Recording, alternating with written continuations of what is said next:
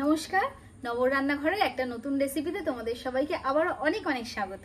আজকে কিন্তু আমি একটা চাইনিজ রেসিপি ট্রাই করছি, তাই ভাবলাম তোমাদের সাথেও শেয়ার করি। তো রেসিপিটার কি নাম, কি লাগছে, কিভাবে করছি সেটা তো রেসিপিটা করতে করতেই বলছি। কিন্তু এই একঘেয়ে চিলি চিকেন আর গার্লিক চিকেন খেয়ে যদি একদম বোর হয়ে গিয়ে থাকো, তাহলে অবশ্যই কিন্তু এই রেসিপিটা তোমাদেরকে ট্রাই করতেই হবে। আর ট্রাই করতে গেলে কি করতে হবে, পুরো রেসিপিটা স্কিপ না করে আমার সাথে দেখতে হবে। তো চলো, আর আমি যেটা বানাচ্ছি সেটা হলো কুং পাও চিকেন। তো চলো রেসিপিটা দেখি। চিকেন তো লাগছেই। তো প্রথমে আমি চিকেনটাকে কেটে নেব। তো এর জন্য আমার তো বোনলেস চিকেন লাগছে, আমি চিকেনটাকে কেটে নিই। আমি বাড়িতেই কাটছি, তোমরা চাইলে দোকান থেকেও ডাইরেক্ট কাটিয়ে নিয়ে আসতে পারো। প্রথমে এই যে লম্বা লম্বা করে কেটে নিলাম চিকেনটাকে। চিকেনগুলো তো আমি লম্বা করে কেটে নিয়েছি, এই দেখো, বুঝতেই পারছো। এবার এগুলোকে স্কোয়ার করে নেব। এই যে দেখো, হাত দিয়ে আমি তোমাদের তুলে দেখাচ্ছি কিরকম পিস করেছি। এরকম ভাবে আমি সব চিকেনগুলোকেই আগে কেটে নেব।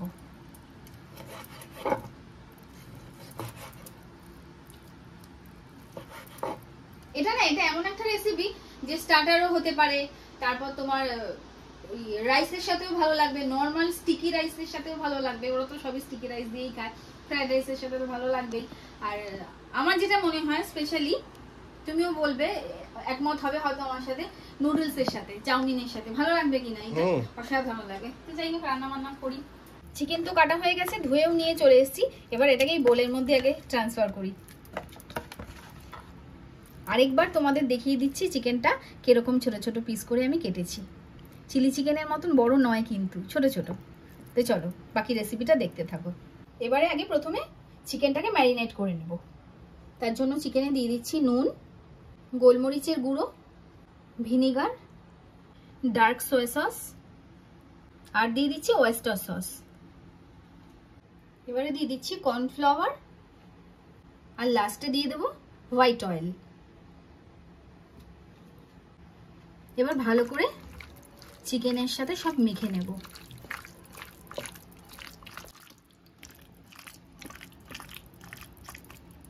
ভালো করে মাখিয়ে নিয়েছি। এবার 15 মিনিটের জন্য আমি এটাকে ফ্রিজে রেখে দেব। এবারে দেখো আমি কতগুলো শুকনো লঙ্কা নিয়ে নিয়েছি। এগুলোকে একটু লম্বা লম্বা করে কেটে নেব। আমি একটা কেটে দেখাই, তারপর সবগুলো কাটছি।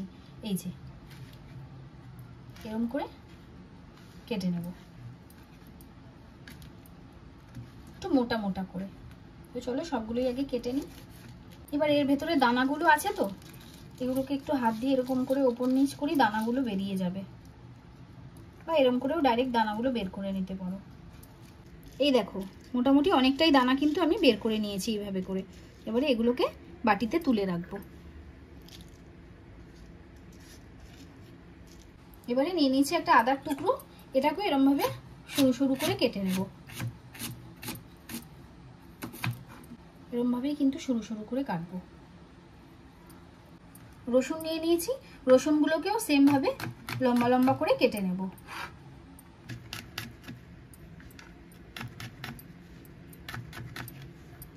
লঙ্কাটাকেও সেম একটু মোটা মোটা করে কেটে নিলাম। এবার নিয়ে নিচ্ছি একটা পেঁয়াজ, পেঁয়াজটাকেও কেটে নেব। কাটা হয়ে গেছে, এবার একটু ছাড়িয়ে নেব পেঁয়াজগুলোকে। এই যে আমার যা যা লাগবে সব কিন্তু আমার কাটা হয়ে গেছে। এই যে পেঁয়াজ, আদা, রসুন, কাঁচা লঙ্কা, আর এই যে শুকনো লঙ্কা। এবারে আমাকে একটা সস বানাতে হবে। তো সসটা কি কি দিয়ে বানাচ্ছি সেটা একটু মন দিয়ে দেখো। দিয়ে দিচ্ছি tomato sauce, soya sauce, vinegar, oyster sauce, চিনি, নুন, অল্প নুন দেবো কারণ সসেতে তো অলরেডি নুন আছে। দিয়ে দিচ্ছি গোলমরিচ। ভালো করে মিশিয়ে নেব।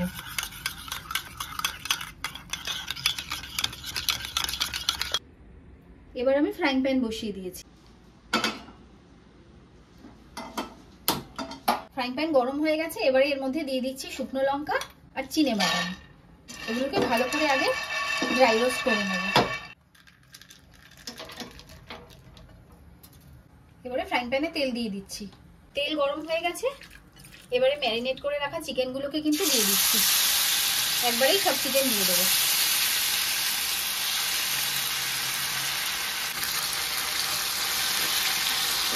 এইভাবে তেলের মধ্যে নাড়তে নাড়তেই কিন্তু চিকেনগুলো সেদ্ধও হয়ে যাবে, ভাজাও হয়ে যাবে।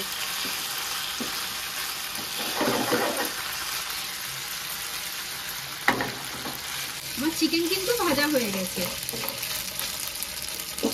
এবারে এই চিকেনের মধ্যেই দিয়ে দিচ্ছি কুচনো আদা, কুচনো রসুন, কুচনো পেঁয়াজ, কাঁচা লঙ্কা। এগুলোকেও হালকা সটে করে নেব চিকেনের সাথে।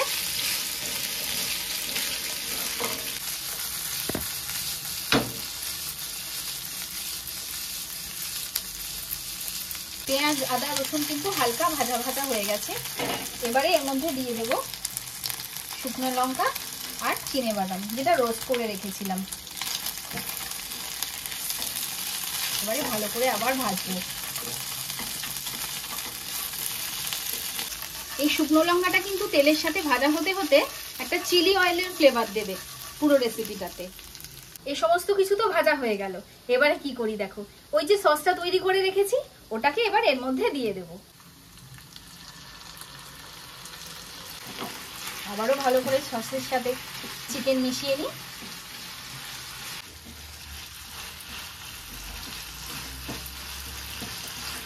ভালো করে সসের ফ্লেভারগুলো চিকেনের মধ্যে কিন্তু ঢুকতে দিতে হবে। আর এইভাবে পারলে একবার করে টস করে দিন। হাই ফ্লেমে একদম করতে হবে কিন্তু রান্নাটা। এবারে দিয়ে দিচ্ছি স্প্রিং অনিয়ন, অনেকটা বেশি করে কিন্তু দিতে হবে। স্প্রিং অনিয়নটা দিতেই দেখো কি ভালো লাগছে না, একদম কালারফুল লাগছে। এবারে সামান্য একটু কর্নফ্লাওয়ার জলে গুলে রেখেছি, ওটা দিয়ে দিলাম।